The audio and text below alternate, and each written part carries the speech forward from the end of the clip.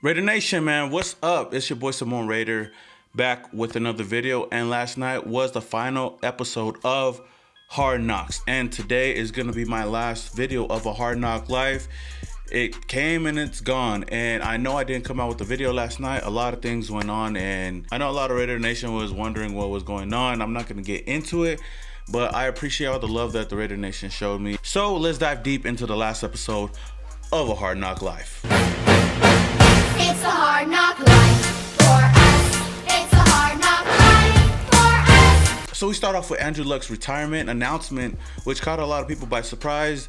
Buck was talking about it at the beginning of this episode. It's sad to see his career fade away for such a young, talented player, but he knows what's best for himself. So, I wish nothing but the best. Then we go over to Antonio Brown just torching the defense at practice, man. Antonio Brown still looks great out there, and a lot of people like to, criticize him for everything that he's done.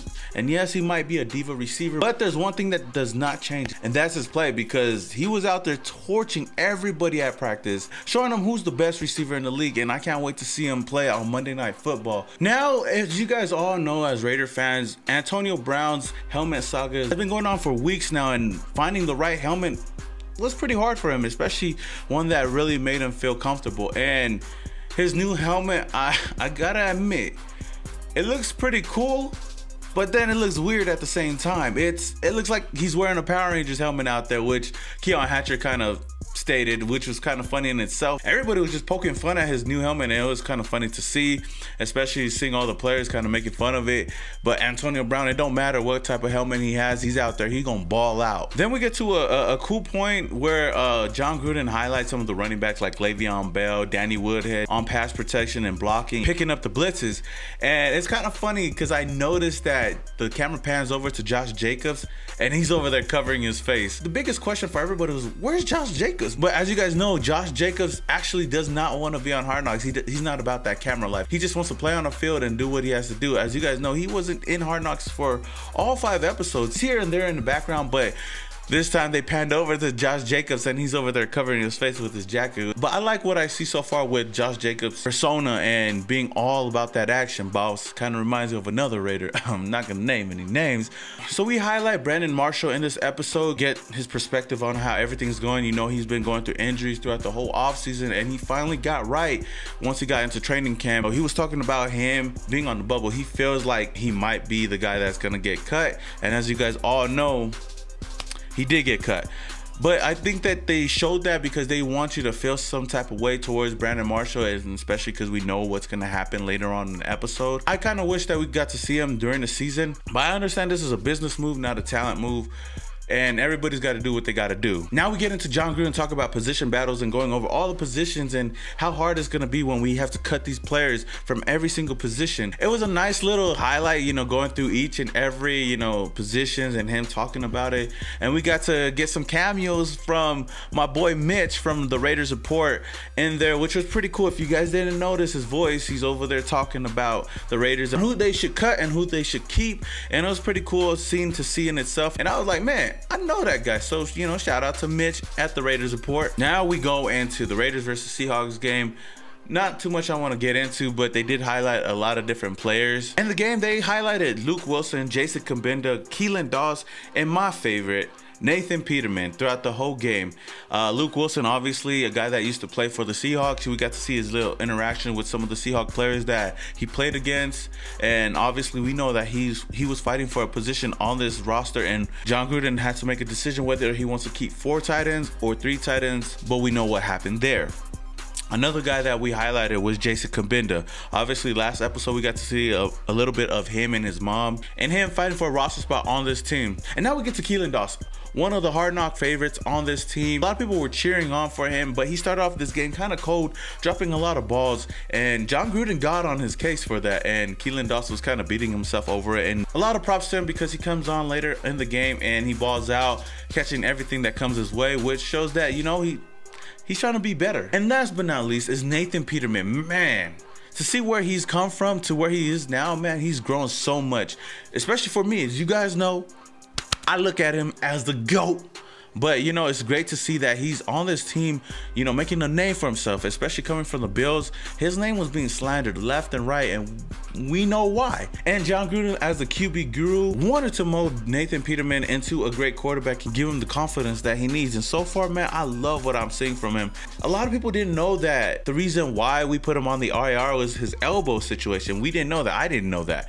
And it makes a lot more sense now because John Gruden didn't want to keep 3 quarterbacks on the roster. And as you guys know, we put Nathan Peterman on the IR, and he's going to be sitting for quite a while. So that's the reason why they brought in DeShone Kizer. But speaking of cuts, we all know where this episode was going to lead to, was the 53-man roster and all the roster cuts that we were going to have to make from 90 to 53. It was going to be a really hard decision for these coaches to make the final move. Obviously, we highlighted a lot of players early on, and those were the main people that got let go. Brandon Marshall got let go. He was one of the first people to get let go, and it was surprising. And he's a veteran, but he understands that it's a business. Luke Wilson was another guy that, you know, was fighting for position on here and was cut as well. He was one of the guys that seemed a bit pissed off. As you guys already know, we have a lot of solid tight ends on this team, and for him to make the roster was going to be kind of tough. We get into Jason Kabinda, you know, a guy that was highlighted in last episode and in this episode. He gets cut as well, but you see this guy's an intense linebacker. He's been fighting for a roster spot, you know, last year, this year, you know, going from practice squad, getting on the team, going back to the practice squad, and then get signed to the team again, fighting for a position on this roster. But he had a good one-on-one with Paul Gunther, and Paul Gunther talked to him about how they can only keep 4 linebackers because the league is changing, and it came down to special teams, and I guess that's where Jason Kabinda did not make the cut. It did look like he was frustrated, but he understood as well that this is a business. But shout out to Kabinda because he got a call not too long later by the Detroit Lions, which was good for him, especially him being highlighted in the episode of Hard Knocks and showing his play on the field. Of course, the team was going to give him a call right away, but he wasn't the only guy.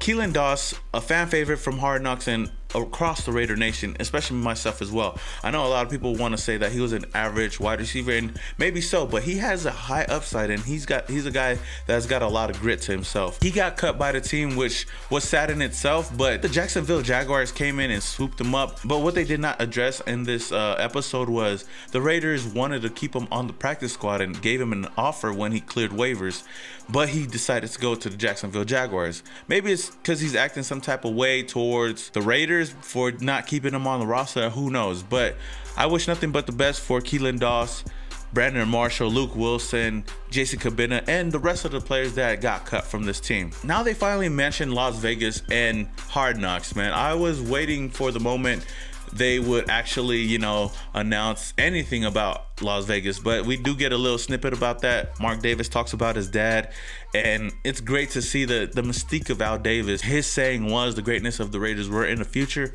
and Mark Davis did just that by providing a home for the Raiders in Las Vegas come 2020. So Raider Nation, man, I can't wait for this season to start, man.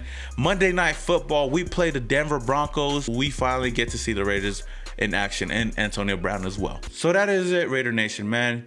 I just want to thank you guys so much for the support that you guys have been showing me in this channel throughout the whole offseason and throughout all of the years, man. I really do appreciate it, and I know I don't get to every single one of you guys, and thank you guys. But, you know, all the new people that's joined, all the people that's been with me since day one, I thank you guys. You guys are the reason why I do this every single day, and I know it doesn't seem like much, but, you know, I work my ass off on here, and this is something that I love to do. I love to talk to Raiders. I love to do videos. I love to edit. I love to have a positive attitude. And every single one of my videos, you know, there's a lot of other YouTubers out there that are doing their thing as well, and props to them. But to everybody in the Samoan Raider community, man, I really do appreciate you guys. Whether you guys just watch it, whether you guys donate, you know, to the channel, whether you guys just like the video, man, I appreciate every single one of that. And to have over 12,000 people subscribe to me is crazy in itself. So thank you guys, Raider Nation. That's all I wanted to say. It's been tough. It's been real tough, Raider Nation, but you guys are what keeps me going. So Raider Nation, with that being said, this is your boy Samoan Raider, and your boy is, yeah.